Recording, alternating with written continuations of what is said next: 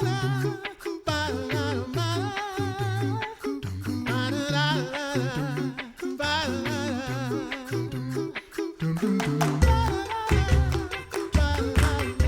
listening to The Coffee Hour. I'm Andy Bates. I'm Sarah Gulseth. We have a new series to share with you. I am pretty excited about that. So excited I'm hitting the microphone. Sarah, are you kind of... I am super excited for this. Like, history nerd level, it's going to go through the roof, and I am here for it. So we have a history series, and we are excited to dig into this. We'll share more in just a moment. Thanks to Concordia University, Wisconsin for supporting the Coffee Hour. Find out more about Concordia University, Wisconsin at cuw.edu. Live uncommon. Joining us for this series, the Reverend Dr. Cameron MacKenzie is professor of Historical Theology at Concordia Theological Seminary in Fort Wayne, Indiana. Dr. MacKenzie, welcome back to the Coffee Hour. Thank you, Andy and Sarah. I'm glad to be here, especially since I know Sarah is a history nerd, because I'm the history nerd of the history nerds. So at least she and I will have a good time. Yes, I'm excited for this. I'm pretty excited about this too. Thank you for agreeing to join us for this. Last year, we were just thinking about how much we enjoy our conversations with you and learn so much history when we're with you. And so then we pitched the idea of let's do a series. And then you threw us a couple of ideas. And one of those was the English Reformation. Mm-hmm. And I am excited to dig into the English Reformation. However, we have to ask the question, what is the English Reformation? We hear this phrase occasionally, but we may not really know what the English Reformation is. Looking forward to unpacking that over 8, 9, 10, 12 episodes, somewhere around 8 to 9 episodes or so. What do we mean by this phrase, the English Reformation? Great question. Let me start by talking about the American experience and the denominations that we run into. Among the several denominations that we have in America, there are a number of them that come out of the English Reformation. The first of those is the Episcopalian Church. The fact that there is an Episcopalian Church here in America is a result of the English Reformation. And then following that, a number of churches like the Presbyterians and the Congregationalists, United Church of Christ, even the Baptist, actually developed out of the Episcopalian Church in England. So the Reformation that we're going to be talking about actually gave birth to a number of different church families that are still major presence here in America. So what does that mean then? I think a lot of times as Lutherans, when we hear the word Reformation and any words that surround that, we automatically think, we automatically think Germany, Martin Luther, and that's about where we end. Why is that? Yeah, well, sometimes we remember that the Scandinavians are Lutherans too, but you're right, yes. That doesn't always happen. Well, we got to remember that at the time of Luther, there were connections and communications between Christians all over Europe, especially those belonging to the Western tradition, those acknowledging the Pope as their head and so forth. And one of the reasons for that was the fact that Latin was of the educated. And so when Luther wrote and then published works in Germany in Latin, those works could be and were taken over or published in other places. And Luther's ideas, therefore, could spread outside of the German-speaking world. So we have reformers and reformations all over Europe at this time, some of them more significant than others. And the Reformation ideas that took hold in England would eventually contribute to the formation of another form of Protestantism, namely the Church of England, which, as I said before, ends up being the Episcopalian Church here in America. So the Reformation was not a phenomenon isolated only to part of Europe, say Germany, but was actually all over the continent in the years following the posting of the 95 Theses. And one of the places where it took hold was England. Okay, this might be a two-part question. We asked what do we mean by the English Reformation? What do we mean by the term Reformation? Then if this is happening in a number of places, and was the term Reformation even used at that time? Or is it something where we look back on history and say, that was a Reformation? Well, Basically, it's a term we use to describe the phenomenon of the 16th century changes in religion, although the word itself was used both before and during the Reformation period. But it actually is a good word to understand what it was that people we call reformers like Luther thought they were doing. They weren't trying to do anything new. They were trying to reform a Christendom, a church that had gone bad. In other words, to form it again to what it had been when our Lord and the apostles originally established it. And that idea really had been percolating in European society for quite some time before the Reformation. If you think of European history a little bit, you probably have heard of the term Renaissance.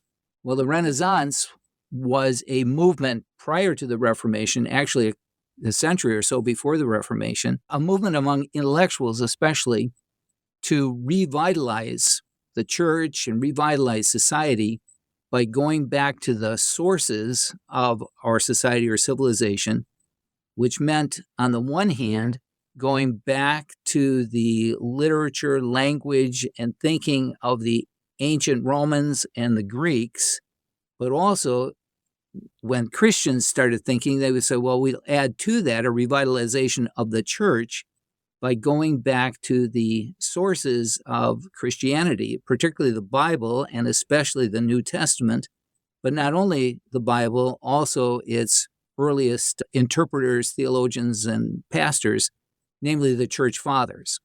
So to revitalize, renew, reform the church, Christendom, men, mostly theologians, sometimes laymen, were going back to these classical works and using them, first of all, to judge what was going on in society and in the church, and then to advocate reforms that would bring society and the church more into line with what they saw as the true and pure forms of the church and of society.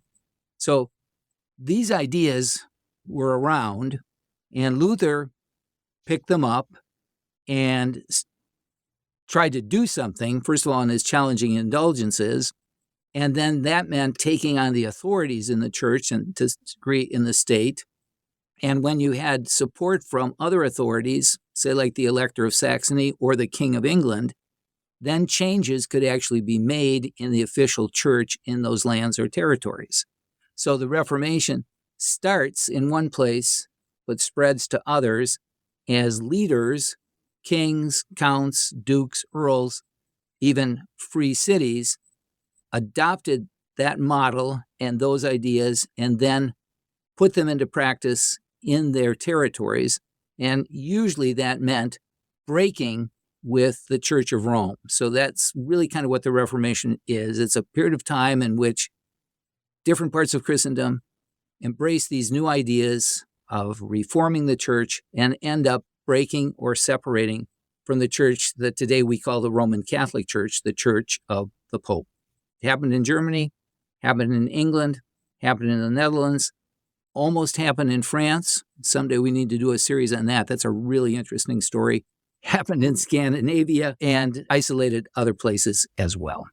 There's so many things. And I know we're going to get into that relationship between the church and the state in this time frame a little bit later. So I don't want to ask about that right now because I know that's jumping ahead. But what do we learn as American Lutherans with this German heritage? What do we learn from, or what will we learn from studying a Reformation that happened in a different country with those church bodies that are now different from us? But what do we learn from studying how this happened in another place and in another place with other people? Well, I think we can learn two things. First of all, that it is important to get our message out to other people and other places because the Christian religion is for them. So Luther's Reformation works, it was good that they were spread around and read and digested. But the other thing that you have to realize is that you cannot always control the outcome and that things happen by the providence of God that you wouldn't have expected, but that also maybe you wouldn't even have wanted. But that's part of life in a fallen world. Our job is to get it out, and God will do with it what he believes is good and right. And of course, sinners will do with it what they want to do with it as well. So the idea that we should make use of the opportunities, especially that we have today, for communicating the gospel around the world in multitude of languages, is things that we really ought to support, we ought to pray about, we ought to work at doing as effectively as we can, because that's what they did in the 16th century with important consequences, but even politically and culturally as well. You shared earlier a number of denominations that have resulted, or that are the descendants of this particular Reformation that now exist in North America. And obviously those different church bodies have different confessions from what we hold as evangelical Lutherans. There's so much we can learn from this Reformation, though. And I had a really good question and I forgot what it was. Oh, no. Because I was just trying to unpack it. But we'll get to more about what this Reformation means, the English Reformation means, and why we're learning more about it, and actually where it begins in just a moment. We have more to talk about with Dr. Cameron MacKenzie in our series on the English Reformation. You're listening to The Coffee Hour. I'm Andy Bates. I'm Sarah Gulseth.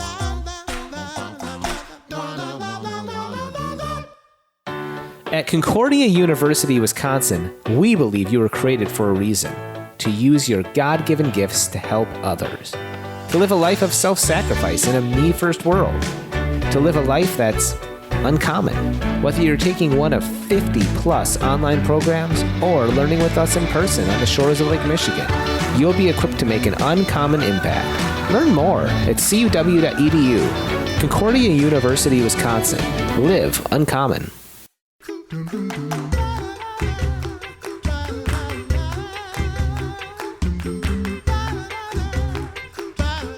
Welcome back to The Coffee Hour. I'm Andy Bates. I'm Sarah Gulseth. We are taking a look at the English Reformation in our new series with Dr. Cameron MacKenzie, professor of Historical Theology at Concordia Theological Seminary in Fort Wayne, Indiana. So now we have this picture of what a Reformation is and a little bit about what was happening, I guess, theologically. No? That's really culturally, maybe.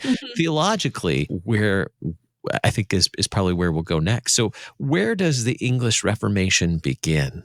Yeah, that's a good question. You know, when people think of English Reformation, if they think of it at all, they think of the Henry VIII breaking with the Pope in order to get a divorce, or maybe they think of Bloody Mary sending lots of Protestants to the stake. And those things are a part of the story because monarchs in England are, the decision makers. And so when a monarch says we ought to change religion, things are going to happen. But we Lutherans recognize, I guess all Christians would, that it's not the government that establishes the Christian faith. It's people embracing the Christian faith, hearing the gospel, believing, responding to it. And in the case of this 16th century phenomenon, as I mentioned earlier, Luther's works, but not only Luther's, Melanchthon's works, Zwingli's works, the Reformers' works were often done initially in Latin as well as in their own vernacular tongues. And those Latin works, as early as the 1520s in Luther's case, were making their way into the English intellectual Latin reading world. They'd be published they're usually published on the continent, then shipped over, and then sold, purchased, and read in places where there were such readers.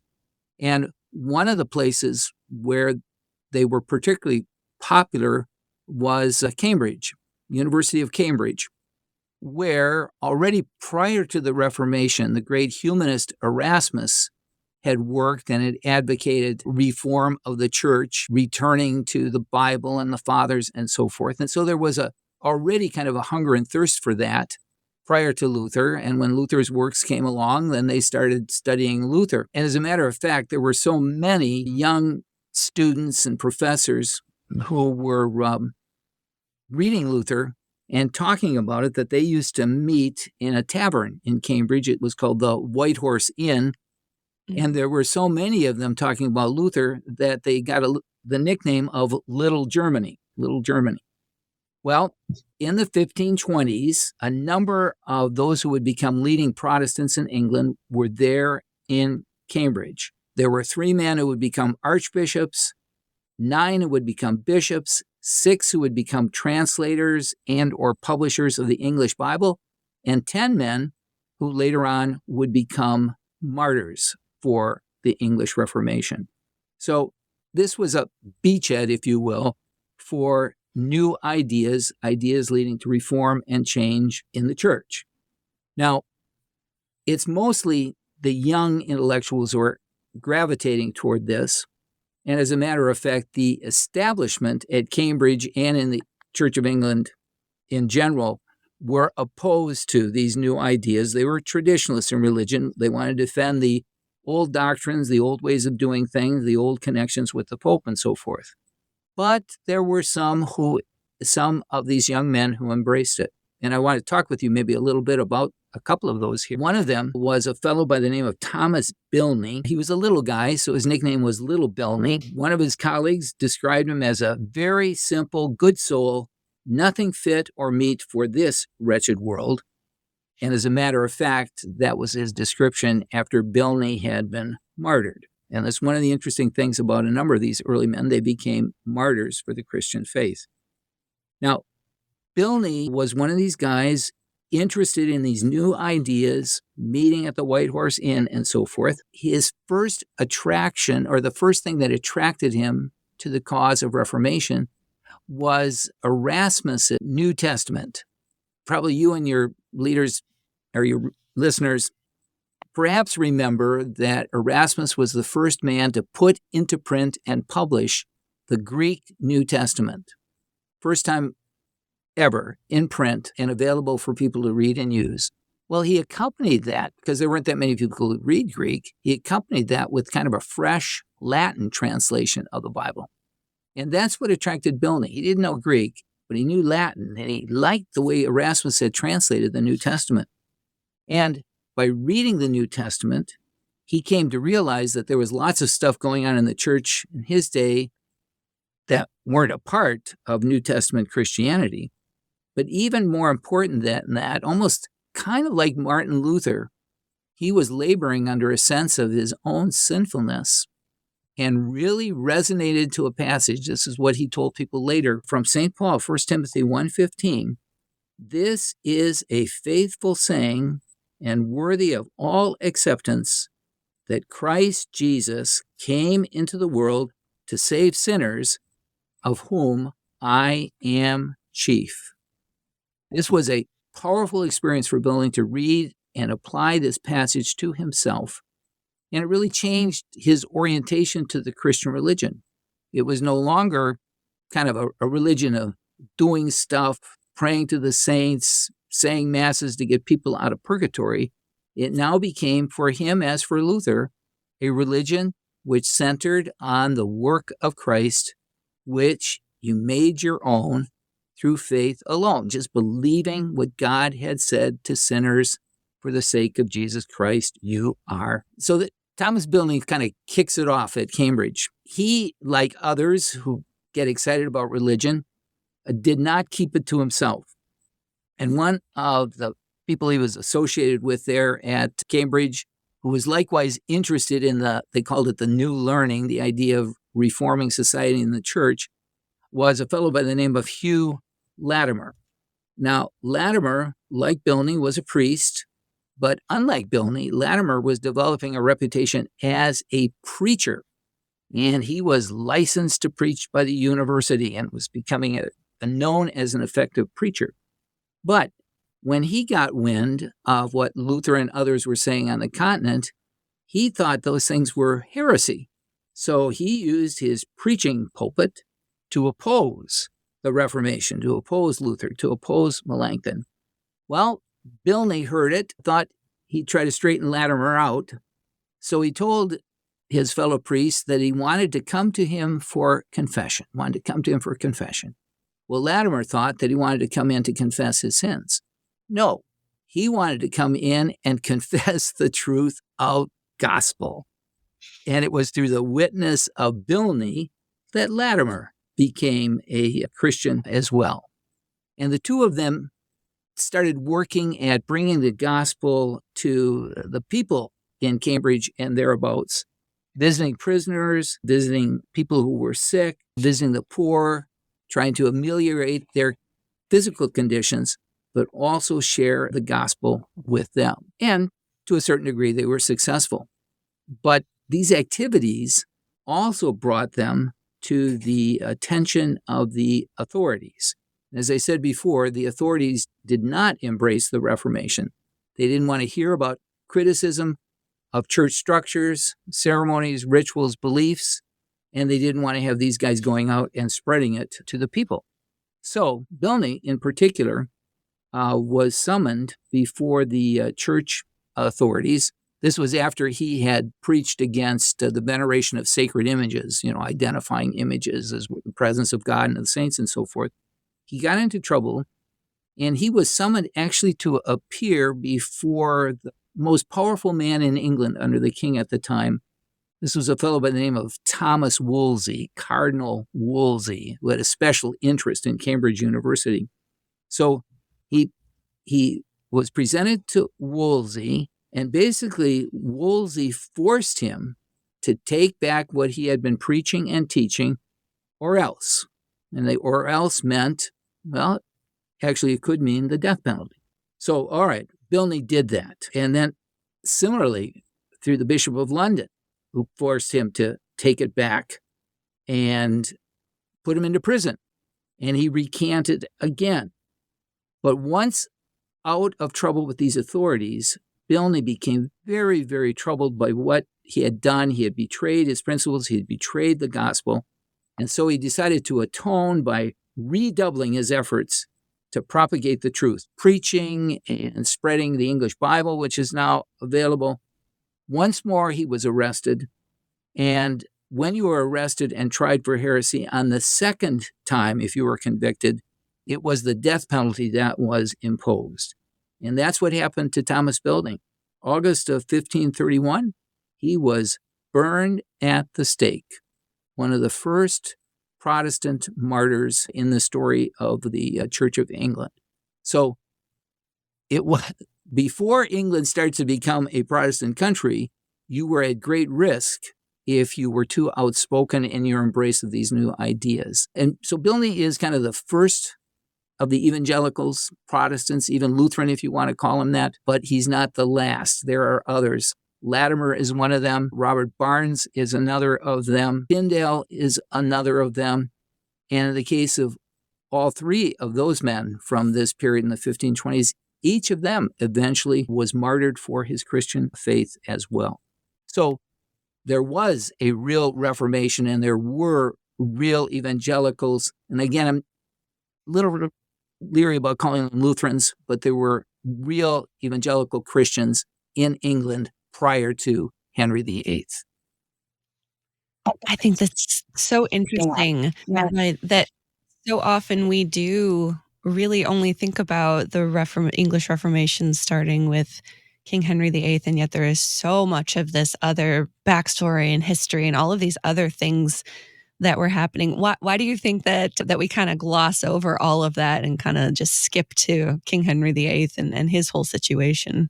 Well, his whole situation really fits into the Hollywood view of life, that it's all about romance, love, faithfulness, unfaithfulness. And so I think it is a great story, easy to talk about, easy to express. Whereas the Bilneys, we don't know that much about them, and they're not so important, not so significant as something like Henry VIII. So, and Henry VIII is a part of the story, but he's not the whole story, as I think this series will point out. Mm-hmm. Well, we have more to learn, but we'll have to do that next time in our series with the Reverend Dr. Cameron MacKenzie, Professor of Historical Theology at Concordia Theological Seminary in Fort Wayne, Indiana. Dr. MacKenzie, thank you so much for being our guest today. You're very welcome. Look forward to doing another with you. You've been listening to The Coffee Hour. I'm Andy Bates. I'm Sarah Golseth. The Coffee Hour with Andy and Sarah is a production of KFUO. To support the Coffee Hour and KFUO Radio, visit KFUO.org. You can also text KFUO to 41444 or send an email to gifts@kfuo.org. And you can call us at 800-844-0524. KFUO. Christ for you, anytime, anywhere.